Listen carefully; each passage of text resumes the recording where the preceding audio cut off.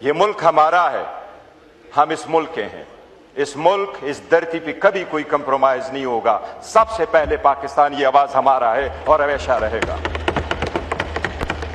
कि इसमें कोई दो राय नहीं है। मुल्क हमारा है, फौज हमारी है। एक लफ्ज बताए खान को इजाजत क्यों नहीं है?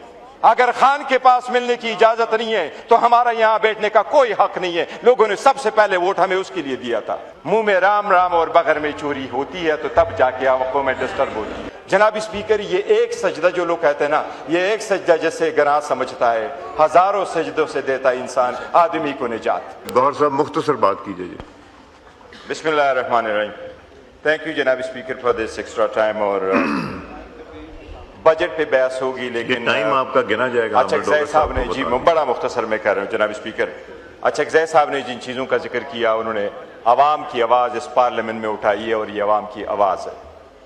हमने जो सवालात सामने रखे, वज़ीर आज़म साहब की स्पीच से हमें जवाब नहीं मिला। जनाब स्पीकर, में अपनी तकरीर में बात कीजिएगा। आप अगर कोई जो प्राइम मिनिस्टर साहब ने ऑफर किया है, अगर उसके हिसाब से बात करना चाह रहे हैं तो प्लीज शॉर्ट कीजिए ताकि अपनी तकरीर में कर दीजिएगा। करना चाहता हूँ, आप प्लीज ना कर दे काइंडली। आपको मालूम है जनाब स्पीकर, आई ऑलवेज, हमें वज़ीर आज़म साहब की स्पीच से जवाब नहीं मिला। ये मुल्क हमारा है, हम इस मुल्क के हैं। इस मुल्क, इस धरती पे कभी कोई कंप्रोमाइज नहीं होगा। सबसे पहले पाकिस्तान, ये आवाज हमारा है और हमेशा रहेगा। एक चीज बताएं, मैंने लास्ट टाइम भी कहा था, अल्लाहु अकबर,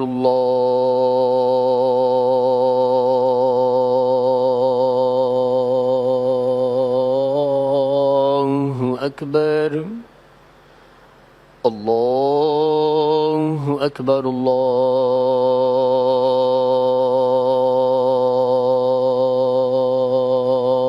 अल्लाहु अकबर। अशहदु अल्ला इलाहा इल्लल्लाह, अशहदु अल्ला इलाहा इल्लल्लाह, अशहदु अन्ना मुहम्मद रसूलुल्लाह, अशहदु अन्ना मुहम्मद रसूलुल्लाह। हय्या अला सलाह,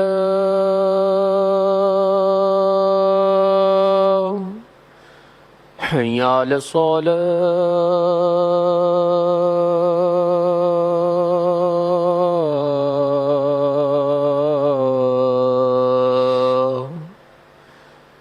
हय्या अलल फलाह, हय्या अलल फलाह।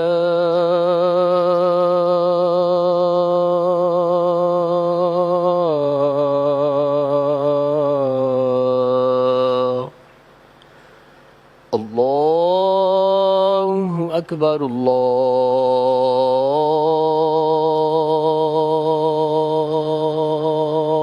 अल्लाहु अकबर। ला इलाहा इल्लल्लाह। जी गौहर साहब जी, प्लीज तशरीफ रखें। ऑनरेबल मेंबर बात कर रहे हैं। थैंक यू जनाब। ऑनरेबल मेंबरान से रिक्वेस्ट है तशरीफ रखें जी, जरा तशरीफ रखें प्लीज। जी जनाब स्पीकर, मैं ये पॉइंट आउट करना चाह रहा था कि इसमें कोई दो राय नहीं है। मुल्क हमारा है, फौज हमारी है। जब एक साइड उठ के आप सवाल करें और आपको कहा जाए कि फौज ने ये कुर्बानियां दी है, ये एक उंगली उठाने वाली है इस तरफ कि शायद इस ईवान में बैठने वाले या इस मुल्क में रहने वाले शायद वो फौज में फर्क करते हैं। जनाब स्पीकर, इसमें सियासत आड़े आ जाएगी और इंटरनेशनल दुनिया को और हमारे जो सबसे बड़ा आर्च दुश्मन इंडिया है, उनको ये मैसेज जाएगा कि हम में कोई तफावत है। ये आवाज़ सबकी एक है। मुल्क हमारा है, फौज हमारी है, इसमें कोई दो राय नहीं है। जनाब स्पीकर, हम हमेशा एक हैं। हम सवाल ये कर रहे हैं, मई 2025 में हम इस मुल्क के साथ रहे, रियासत के साथ रहे, पाकिस्तान के साथ रहे, अपने अफवाज पाकिस्तान के साथ शाना बशाना रहे।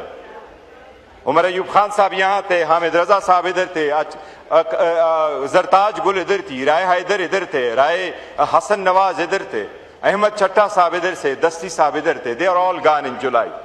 हम सिर्फ ये शिकवा जरूर कर रहे हैं, मैंने कल सुबह आपको कहा कि हम किससे शिकवा करें, रियासत से करें, अदालत से करें, इस ईवान से करें। हम तो ये कह रहे थे ईवान का, अवाम का मैंडेट हम लेके आए। जनाब स्पीकर, सियासी इस्तेहकाम होगा तो माशी इस्तेहकाम आएगा, माशी और सियासी इस्तेहकाम होंगे तो दिफाई इस्तेहकाम आएगा। जनाब स्पीकर, अगर आप इस बात पे जाएंगे, हम ये कह रहे हैं कि तनाव क्यों बढ़ रहा है, अक्टूबर के बाद तनाव बहुत ज्यादा हो गया। जनाब स्पीकर, एक मकबूल तरीन लीडर को डॉक्टर की इजाजत नहीं है, बच्चों से बात की इजाजत नहीं है, बीवी की बच्चों से मुलाकात नहीं है, बहनों की मुलाकात नहीं है, लीडरशिप की मुलाकात नहीं है। हमने हमेशा आवाज दी पाकिस्तान सबसे पहले, रियासत सबसे पहले, ये ईवान मजबूत, ये आईन मजबूत। लेकिन जो लीडर जिसने हमें यहां भेजा है, जिसने ईवान दिया है, उसको एक्सेस क्यों नहीं है? जवाब दे देना। आज आपको जवाब देना होगा। लास्ट टाइम मैंने वजीर आजम साहब को एक चीज यहां याद करवाई थी, हम इकट्ठे बैठे थे, मैंने उनको कहा हाजी इम्तियाज साहब आज आपके साथ बैठे थे, मैंने कहा सुप्रीम कोर्ट ने आपसे अंडरटेकिंग मांगी कि कोई घर से नहीं उठाया जाएगा। आज भी वो रविश शुरू है। जनाब स्पीकर, अदालतों का ऑर्डर है, एसओपी के मुताबिक है, रूल्स के मुताबिक है। एक लफ्ज बताए खान को इजाजत क्यों नहीं है? अगर खान के पास मिलने की इजाजत नहीं है तो हमारा यहां बैठने का कोई हक नहीं है। लोगों ने सबसे पहले वोट हमें उसके लिए दिया था। जनाब स्पीकर, एक दूसरे को तारीफ क्या करेंगे? आप मेरे और मैं आपका हूं। मुंह में राम राम और बगर में चोरी होती है तो तब जाके आंखों में डिस्टर्ब होती है। ये आप अब तक एक आवाज जनाब स्पीकर, मैं खत्म कर, मैं सिर्फ वजीर आजम से ये पूछूंगा कि आपने कहा स्ट्रेटेजिक, मैं उस पर बजट में बोलूंगा कि 5 साल के बाद भी हुकूमत अपने अहदाफ हासिल नहीं कर सकी और इवन स्ट्रेटेजिक नीड्स के लिए भी, जरूरियात के लिए सूबों पे इन्हिसार किया जाता जो आईनी तौर पर भी गलत है। लेकिन मुझे समझ नहीं आई, आप तकरीर मैं उनसे सिर्फ ये कहूंगा, इस तरफ देना है तकरीर खोलें। ये कह रहा हूं कि हमें डिस्क्रिमिनेट ना करे, हमारे साथ यकसा सलूक करे, हमारी लीडर को हमें एक्सेस दे, हमें डॉक्टर की इजाजत दे, हमें एक्सेस आज ही चाहिए। हमने यहां बॉयकॉट का फैसला किया था कि हर रोज प्रोटेस्ट करेंगे, बॉयकॉट करेंगे।